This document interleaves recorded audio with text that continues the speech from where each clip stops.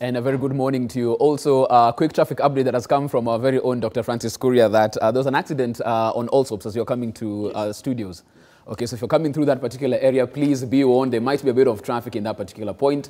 So please plan accordingly. If you have an early morning meeting, those are the ones that absolutely mess you. And if you're there as well, please keep us updated as to what's happening there. A tweet could go a long way for us to assess how the situation is on the roads. But as of now, it's time for us to get into our newspaper review. And joining me to go through the big stories of the day, Joy Mdevo, Advocate of the High Court, Karibuni Sana.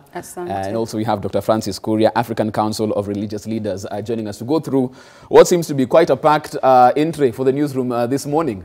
We look at the front pages of the dailies to see where we're actually starting off, and we'll start off with the front page of our People Daily. Carry your own cross, Uhuru tells Graft lords.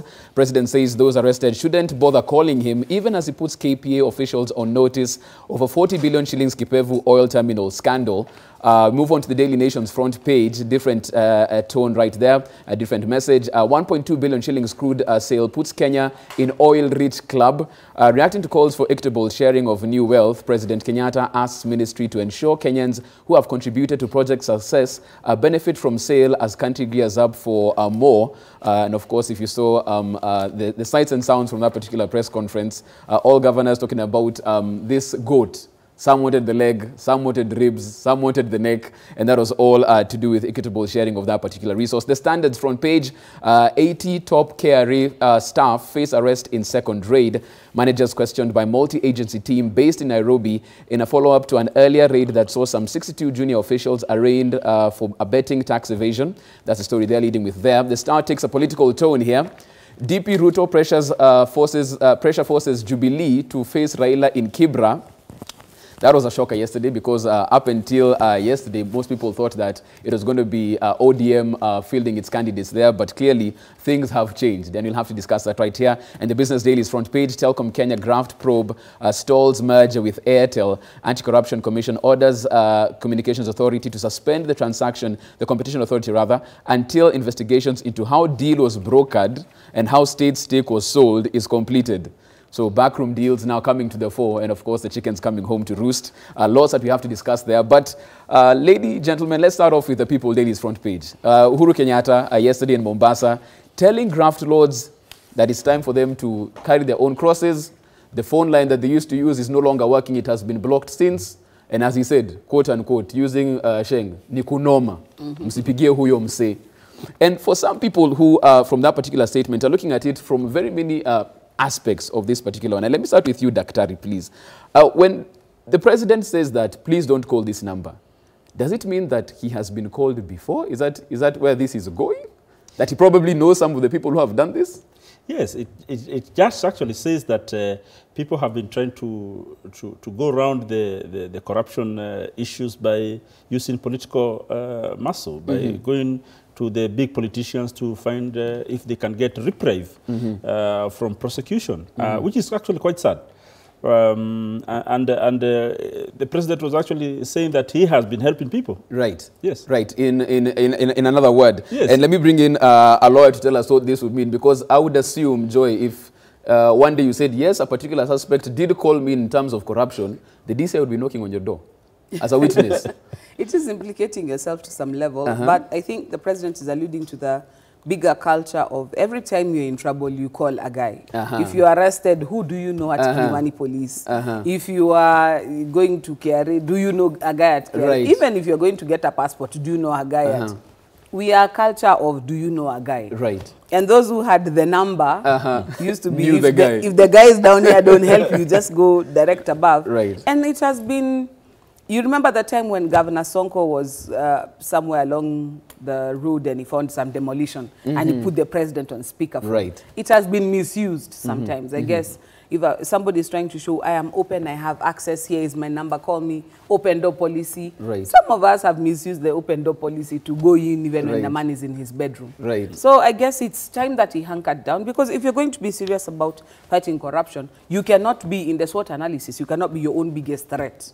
So that if people get in trouble, the guy who ordered the thing to happen is the guy who stops it from happening. Right. So I welcome, he has said it over and over, and I'm glad that he's consistent. When it comes to the fight against corruption, he has been very consistent. Right. And I'm hoping this translates to actual action that sees people literally bearing their own cross, because he has said it, but his lieutenants on the ground have not been able to yet translate it to Golgotha or to Calvary. Right, right. As we wait for that, Calvary moment, as you've put it, some people, and members of the public are talking about the fact that they're almost fatigued with a tough-talking president. We've had this severally. A couple of days ago, he said that, it's his final term. He doesn't need any friends. He's fighting this particular war.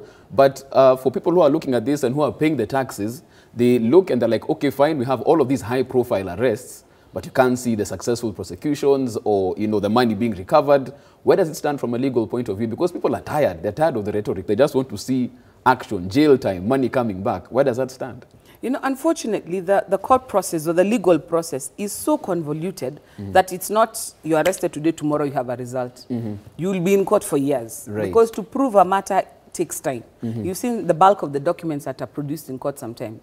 There's a judge who has to go through all that. Lawyers, defense lawyers who have to go through all that. By the time you interrogate everything, it's several years people have forgotten. Right. One thing that I wish we hadn't done so quickly with our new constitution was to emasculate the presidency to a level that the days of Moi, man, it was just watch the 1 o'clock news. You'll know. And if there was political will about something, you would know, because people would be sacked. Now people are sacked and they actually go to court to challenge the decision of the president to terminate them without following due process. Right. So there's some of those things that have made the president a little bit of a sitting duck in some of these matters. But like we saw with CS Chesa, when he needed to let him go, he just cut loose. I wish the president would use the bits that he has still open to him. Right. Just go ahead and let the axe fall, know? Right. Let the chips fall where they may.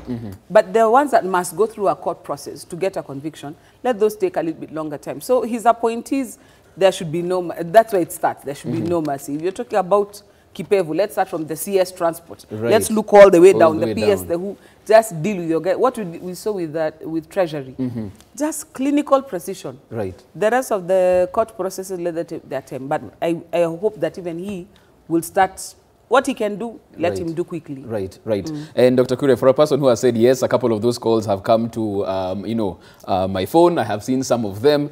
And all of this that's going on, and as we're told by our Wakili right here, it takes quite a process to get this brought to book.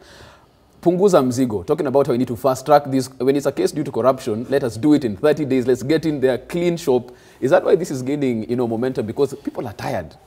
Yeah, people are tired, but there are two parts of this, and Joy has mentioned one of them, that the fact that the court process is convoluted. But actually, the people who have been prosecuted, the reason why there has not been successful prosecutions, one of it is the fact that the investigation and the evidence gathering has not been as clinical as it should be. Right. And other people are worried that is this a big arrest. You saw the NYS cases. A lot of them were not properly investigated, and when they went to court, they charged 20 people. Eventually, only about 2 or 3 are remaining there. And a lot of PR and the arrest in front of TV. There is the evidence gathering before arrest should be much more thorough, so that you have a better chance of success in court. Right now, we don't have a very good success rate. I think it's Nordin Harji has a big job to do to assure the country that he's not just in this TV sort of show to show people have been arrested. There is a fight against corruption, but there's no conviction. Okay. That is where people are tired right now. If there has to be a result, it has to be that watertight cases are presented in court. People have said that the judiciary is a weak link. I don't think it's a weak link. I think we still need to do a more thorough job. And the other thing I want to bring up is, for political people who are caught up in these corruption issues, there is, and also those people who are vying for office, there is a law, and Joy can tell us more about it, that allows people to continue serving, provided they have a chance of appeal. That is where we need to deal. Right. We need to deal that with is the loophole. That's the loophole. It's a major loophole. We need to deal with that part of the law that allows you to continue serving, provided you have a chance of appealing if you have been convicted, or the court process is going on. Right. It should be that once you are in court, get out. Okay, okay, and of course, that's a major story that we're still following up, as the DPP, of course, promises that the pressure is still on, and these people will definitely be brought to book. Page 2 of the People Daily, and I'm told this is now becoming fast a greeting across, the country. Mumehesabiwa. What about you, Dr. No, I haven't been. They haven't got into your house. They haven't got to my house. And I think that's why PS Interior Karanja Kivisho also extending the time the enumerators will be working just to make sure they can get through the backlog. Census time pushed up by an hour in 11 populous townships, because they're saying there's a lot that needs to be done, not enough time. They've also pulled some special enumerators who are working in prisons and hospitals to help have more shoes on the ground, so to speak, to make sure this process is done. But yesterday, one thing that was brought to the fore was the fact that in the questions, I also haven't been counted. It's like almost waiting for the angel of Passover to come to your house. It hasn't happened yet in my household. But one thing that came up was the fact that within the questions being asked there, you're being asked for your identification number, your passport number, and in terms of international norms, you're not supposed to do that. But is it a catch-22 in the sense that, on one hand, the government is telling you, if you don't do this, if you falsify information or refuse the information, you're going to be fined or get jail time. On the other, these are your rights. Wakili, where does it stand? If I say I don't want to give my ID number. Kenyans are a little bit hypocritical, to be quite honest. If you're borrowing Tala and they ask you for your grandmother's ID, you're quite glad to provide it chap. Or if you're going on Okash. But when it comes to the government asking you for something, now it's an issue. It's true. And our statistics law, when the census is being conducted, some of this information is not necessary. But remember what we've been doing with Huduma number and what is happening now with the census. There are people who acquired Kenyan identification documents fraudulently. And part of this process is trying to mop up and clean up our records, so that what you have is the people who ought to be in Kenya who are actually holding valid documents, counted and documented, so that we can also find out who is holding something not valid. So Huduma number had biometrics, and you provided this information. So you have the census and you don't have biometrics, but you're required to give the numbers. If these are merged, if these databases are merged, then they'll be able to tell, so this does not exist, this exists. So and the government has tried to also explain why they need the extra information. It is true our data protection laws are not what they should be. It is true that there are concerns about that. But on the other hand, as Kenyans, we already, the horse already bolted. We already sold our information to banks, to watchmen with books who tell you write your information. Still to this day. We have done this thing over and over. So what we are seeing now, people going on social media, I refuse to give my ID number like it's a badge of honor. It's actually, in my opinion, is a bunch of stupidity. Because if people really wanted to know your ID number, they'll get it. All they have to do is just talk to Safaricom. You and your 15 SIM cards, because you're borrowing from, you're fulizing from all of them, would find you. So it's one of those things where maybe what the government needs to do is reassure people about the steps they're taking about enforcing our data protection laws. But on the other hand, we cannot discount the fact that data is big business. And if the government has got this database, they can sell our information for profit. And it is not inconceivable that this might happen. So with that as a concern, and with that being a distinct possibility, maybe that's where government needs to say, okay, fine, this is what is happening to your data, this is where it's being stored, this is how it's being used. But over and above that, yes, the information is a lot. It's a little bit intrusive. Some bits, you're asked until you're like, okay. What's going on here? But at the end of the day, I think the process is necessary, especially if you're going to weed out holders of fake passports and fake IDs. This might be a place to start. Just own up. Okay, and Dr. Ari, even as you talk about that, could it be probably just the fact that the public feels like the government is really strong-arming them into all of this? It's a cane coming that if you don't do, we are going to. Already our establishments of, going to enjoy a drink and watching sport were closed. Now there's a fine. Now I have to give my ID number. Is it the manner in which the government is doing this that the people feel like it's just a bit too much? I don't think so. I think, and I read some of the work, very, very good work that has been done by Amnesty International around this issue. The point is that the government needs to act in accordance with the law. The government should not, and officials should not give themselves powers that they don't have. And that is a very important principle that must be observed here. That, okay, we keep on dishing our numbers everywhere, but when it comes to a government, and the government operations, they must be within the law. Now, in this issue of unique identifiers like your ID number and your telephone number, the government does not have power to ask for those things. So it should not bully people into giving them that information if it does not have the law. If it needs that information, let them change the law, let them come with it for it legally. That's the main point that has been discussed. I don't think anybody is very keen about, because the ID number is with the government. But the difference here is that this time, the information is being gathered digitally. Right. So the idea that, you see, if it's written down, it's very hard. Actually, you saw with this issue about Okoa Kenya and all to actually change what is a physical data to electronic data is actually quite a task. Data breaches are much more common. Yeah. So now this data is being collected digitally, and therefore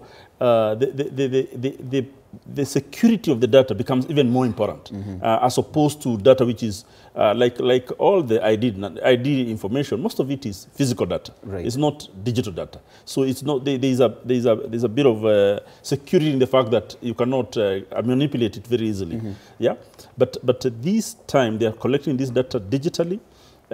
We know in the past a lot of even the analysis of census has not actually been in country. It's been out country. Right. So the question right now is, this data which has been collected for this census, will it be analyzed locally, or will they still analyze the data externally? Okay. And if it's digital, what happens to it? So that's an important aspect. Very many questions to be asked, of course, as the census continues. And for all those people who are saying they haven't yet got into my household, you have until the 31st of August, so you're still well in time, of course, to be counted as far as that's concerned. Do not worry. They're still working overtime, in fact, to make sure that that is done. We look at the front page of the Daily Nation very quickly before we take a short break right there. So we'll give quick comments on what's happening with the front page of the Daily Nation. 1.2 billion shillings crude sale puts Kenya in oil-rich club.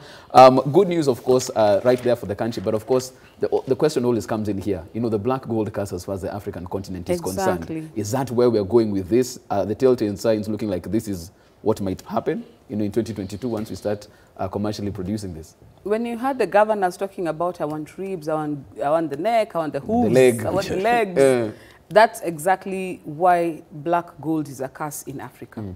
Is because often it is exploited, but it does not benefit everybody.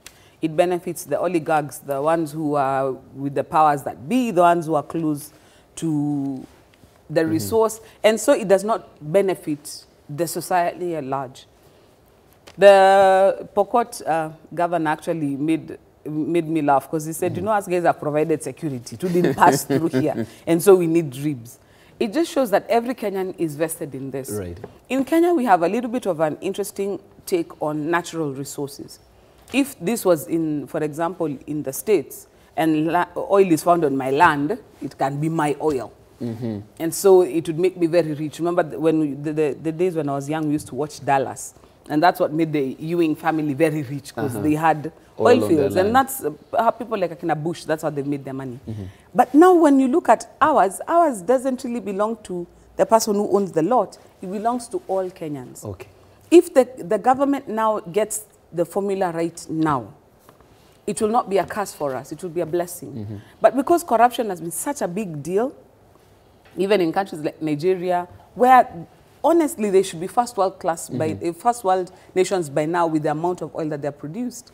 Then the fears are not totally unfounded. Right. But I like where the president has started with, you know what, we will not stomach corruption. And the fact that also, now that Malaysia is one that doing the cleaning and bringing it back, I hope also we're looking at we can't revamp the pipeline, the refinery is dead. Building a new refinery. Right. And you'll be getting into more of that. So that we can do it ourselves, so that we reap maximum benefit. Okay. Because you don't have that much oil, and you don't have very, very good quality oil to also, it has problems as well. So if we can keep it here, even benefit more people, even better. Okay, Dr. Kuri, of course, your sentiments on this before we take a break, quickly. Actually, I think this is not a good headline, because it implies that you have hit it rich. Right. Yeah. The one question Kenyans should be asking is for transparency in this matter. Right. These deals have been not transparent at all. The contracts are not transparent. Indeed, what the media should be helping Kenyans with is this early offtake of oil how much has it cost us? And what is real? Because the first information we had is that we are going at a loss. Right. All that trucking and bringing the oil all the way to, all the way to Mombasa, and then exporting it, we are actually going at a loss. Okay. So this 1.2 billion shipment, how much has it cost us? If it had cost us 1.5 and we are getting hit with 300 billion loss, why should we do it? Okay, we're getting more of that, of course, because very many issues have been asked as to how these deals are being done, especially between the country and the joint venture partners. What really is going on that side of the equation? Because you can only see the 1.2 billion, but of course, what are the other figures that we don't know? Some of the questions being asked, of course, at the Daily Nation's front page, and Kicker right there, of course, the 1.2 billion shilling crude sale puts Kenya in the oil-rich club, but many questions asked right there. We take a short break. We're back with plenty more. Of course, keep tweeting us at K24 TV. We'll be looking at some of those tweets as they come in, and of course, plenty more as we get into the news preview.